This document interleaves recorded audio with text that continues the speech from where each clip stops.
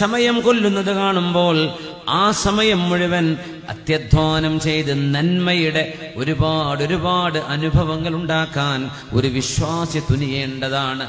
മഗ്‌രിബ് നിസ്കാരം കഴിഞ്ഞാൽ രാത്രി 10 മണി 11 മണി വരെ നിരന്തരമായ നോൺ സ്റ്റോപ്പ് സീരിയലുകളും സിനിമകളും ന്യൂസ് ചർച്ചകളും ന്യൂസ് അവറുകളും ഇത് കണ്ട് ചർവണം നടത്തി പറഞ്ഞ് കേട്ടതന്നെ കേട്ട് കേൾക്കാൻ പറ്റുന്നത് അങ്ങനെ കേൾക്കാനും കാണാനും പാടില്ലാത്തതുപോലും ഒരു റിമോട്ടും കയ്യിൽ പിടിച്ച് ചാനലുകൾ മാറ്റിമറിച്ച് മനുഷ്യന്റെ ജീവിതം നശിപ്പിക്കുന്നത് കാണുമ്പോൾ ചില വീടുകളിൽ ഏതു നേരവും പാതിരാത്രിയിൽ പോലും ടെലിവിഷന്റെ ശബ്ദം കേട്ടുകൊണ്ടിരിക്കുമ്പോൾ, അല്ലെങ്കിൽ അവനവന്റെ മൊബൈൽ ഫോണുകളിൽ അവനവൻ ഈ ലോകത്തിന്റെ സർവമാന മൂല്യവും നശിപ്പിച്ചു കളയുന്ന തിന്മകളിലേക്ക് വാതായനങ്ങൾ തുറക്കപ്പെട്ടു കഴിയുമ്പോൾ സത്യവിശ്വാസികൾ ഓർക്കണം, റബ്ബേ, ഇവരെല്ലാം ഇങ്ങനെ നശിപ്പിക്കുമ്പോൾ ഞാൻ ഈ സമയം എത്ര കണ്ട് ഉപയോഗപ്പെടുത്തേണ്ട ആളാണ്.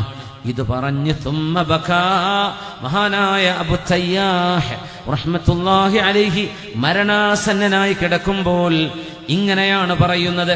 ഇത് പറഞ്ഞ് അദ്ദേഹം കരയുന്നു. ജനങ്ങൾ സമയം നശിപ്പിക്കുന്നത് കാണുമ്പോൾ ഒരു മുസ്ലിമായ മനുഷ്യൻ ആ സമയം എങ്ങനെ അത്യധ്വാനം ചെയ്ത് ഉപയോഗപ്പെടുത്താം എന്നാണ് ചിന്തിക്കേണ്ടത്. ഇന്ന് സമയം കൊല്ലുകയാണ്. കളി നടക്കുന്നത് പാതിരാ സമയങ്ങളിൽ, 1 മണി 2 മണി 3 മണി സമയങ്ങളിൽ ഉറക്കൊഴിഞ്ഞിരിക്കാൻ ആളുകൾ തിടുക്കം കാണിക്കുകയാണ്.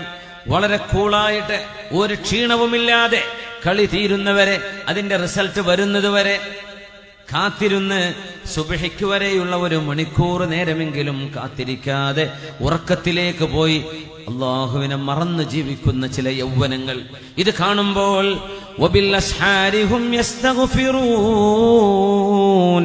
അല്ലാഹുവിന്റെ ആളുകൾ ആ താഴത്തിന്റെ നേരം, സുബ്ഹിക്ക് മുമ്പുള്ള നേരം അല്ലാഹുവിനോടുള്ള പ്രാർത്ഥനയിൽ മുഴുകുന്നവരാണ്. അതുകൊണ്ട് റബ്ബേ, ഞാൻ മുസല്ല വിരിച്ച് വുളു എടുത്ത് അല്ലാഹുവിന്റെ ദിക്റിലായിരിക്കട്ടെ എന്ന് ഓരോ ആണും പെണ്ണും ആളുകൾ ഇങ്ങനെ സമയം കൊല്ലുന്നത് കാണുമ്പോൾ നമ്മൾ ഇങ്ങനെ ചിന്തിക്കേണ്ടവരാണെന്ന് മരണാസന്നനായി കിടക്കവേ മഹാനായ അല്ലാമ അബൂ തയ്യാഹ് റഹ്മത്തുള്ളാഹി അലൈഹി